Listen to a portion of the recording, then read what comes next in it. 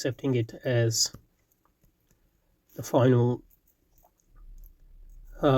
positive conceptualization of capitalism is that capitalism is a parasitic system in the sense that capitalism is a parasitic system in the sense that it emerges within a non-capitalist society and civilization. For example, historically it emerged first in Christian societies.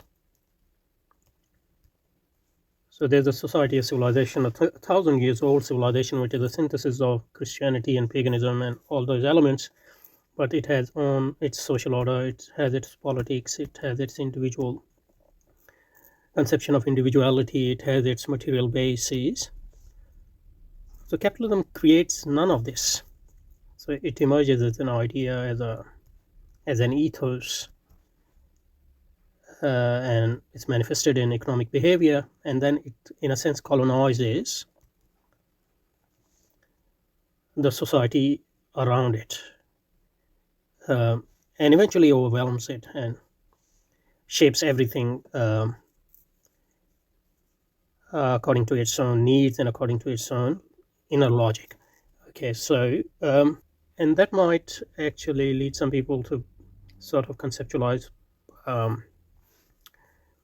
capitalism in the second sense rather than the third sense. But I think we can combine this historical contingency with the third view of capitalism. I would say we should differentiate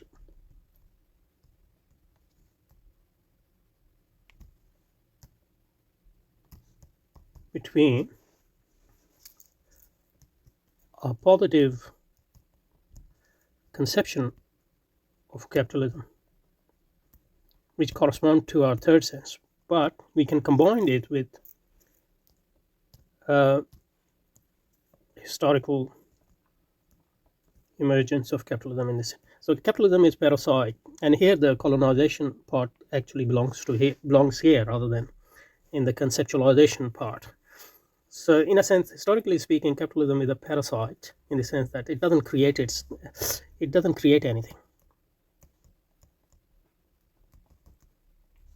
anything of its own. It's just an ethos which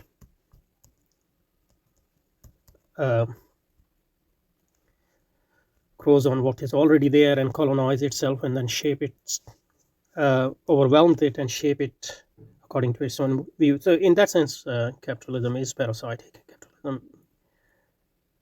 But that is the level of where we study its historical emergence. But as a conception, I think we should conceive it as, in positive term, as a system which presupposes an economy, society, individuality. It's a whole system. It's a civilization.